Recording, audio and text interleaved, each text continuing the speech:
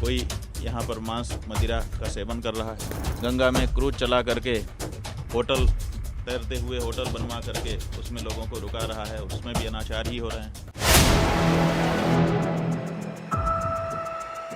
गंगा में रोजा इफ्तार पार्टी पर भड़कते हुए शंकराचार्य ने कहा, गंगा को कमाई का साधन बना दिया है। गंगा अब माई नहीं रही, कमाई हो गई है। साथ ही साथ उन्होंने कहा कि योगी आदित्यनाथ असली हिंदू नहीं है।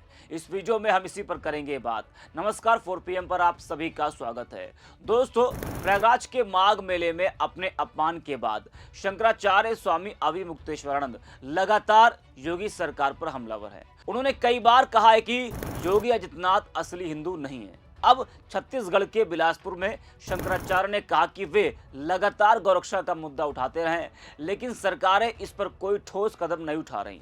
इसके अलावा वाराणसी में गंगा नदी में नाव पर रोजा इफ्तार पार्टी को लेकर भी उन्होंने कड़ी आपत्ति जताई। साथ ही काशी में जो बीजेपी सरकार ने गंगा में क्रूज चलाया, उसको लेकर भी वो भड़के। आपको बता दें कि छत्तीसगढ़ के बिलासपुर में शंकराचार्य ने कहा कि उनकी आवाज दबाने के लिए हिस्ट्री शीटरों का इस्तेमाल सरकार कर रही है। उनका कहना है कि वह लगातार गौरक्षा की बात उठा रहे हैं, फिर भी सरकारें इस दिशा में ठोस कदम उठाने से बच रही हैं। शंकराचार्य ने योगी आदित्यनाथ को लेकर कहा कि हमने उन्हें खुद को असली हिंदू साबित करने के लिए 40 दिन का समय दिया था।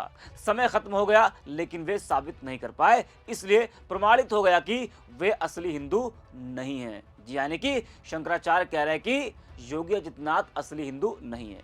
इस बयान ने तो मानो हलचल मचा दी है। यह बयान ऐसे समय में आया है जब अविमुक्तेश्वरानंद पहले से ही यूपी सरकार से मतभेदों के चलते सुर्खियों में है, जिसमें पास्को आरोप, माघ मेला विवाद और गोरक्षा जैसे मुद्दे शामिल हैं।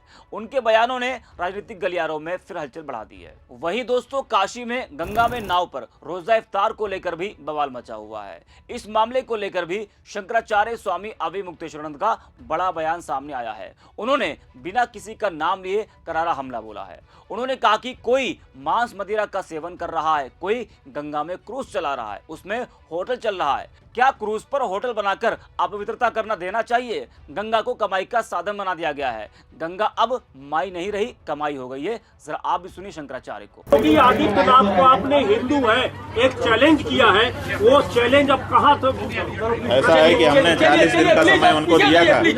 40 दिन में उनके पास मौका था कि वो अपने आप को असली हिंदू सिद्ध करते, वो सिद्ध नहीं कर पाए, इसलिए प्रमाणित हो गया कि वो असली हिंदू नहीं। बात यह है कि कोई यहाँ पर मांस मदिरा का सेवन कर रहा है और कोई गंगा में क्रूज चला करके होटल, तैरते हुए होटल बनवा करके उसमें लोगों को रुका रहा है, और उसमें भी अनाचार ही हो रहे हैं। क्या गंगा जी में होटल बना करके, कमरे बना करके नाव चलाना सही है? क्या उसमें लोगों को रह करके अपवित्रता करने देने की छूट देनी चाहिए? जब आपने कमाई का साधन बना दिया गंगा को, माई नहीं रही, अब आपकी कमाई हो गई, तो फिर कमाई में तो बहुत कुछ आता है। कमाई का दृष्टिकोण जैसे ही आप ला देते हैं, वैसे ही ये सब कुछ शुरू हो जाता है। क्योंकि पहले यहाँ के जो नाविक थे, वो नाव में कोई ऐसी व्यवस्था नहीं रखते थे। खुली नाव रहती थी, आप आइए, बैठिए, पार उतर जाइए, उसके बाद जो कुछ करना हो करिए। अब नाव में आपने आड़ बना दी, अब नाव में कोई भी कुछ भी करेगा। आपने व्यवस्था बना दी, आप पैसा कमाई का माहौल बना दे रहे हैं, तो नाव वाले भी सोचते हैं कि भाई चाहे मांस खाओ, चाहे कुछ खाओ, आओ, हमारी नाव आपके लिए उपलब्ध है, पैसा भर दे दो। तो ये जो माई को कमाई का साधन विगत कई वर्षों से बनाने की कोशिश की जा रही है, उसका ही ये दुष्परिणाम है। क्या लगता है जो जिस तरह से कार्रवाई की गई, पुलिस या कार्रवाई जिस तरह से बात यह है कि क्या कार्रवाई की गई, क्या नहीं की गई, उसमें अपने लोग क्यों पड़े?